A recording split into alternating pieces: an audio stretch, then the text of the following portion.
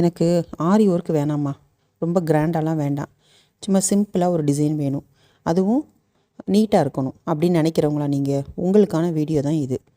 Welcome to Subha Arts. நான் உங்கள் சுபா. இப்போ இந்த வீடியோவில் வந்து ஒரு ப்ரோச் ஒர்க் தான் நான் உங்களுக்கு காட்ட போகிறேன். ரொம்ப நீட்டான யூனிக்காக இருக்கிற டிசைன் இது. இப்போ ட்ரெண்டிங்காக போயிட்டுருக்க ப்ரோச் ஒர்க்கு. இதனுடைய டீட்டெயில்டு வீடியோ ஆல்ரெடி நான் அப்லோட் பண்ணியிருக்கேன். நான் லிங்க் தரேன், நீங்கள் செக் பண்ணி பார்த்துக்கோங்க.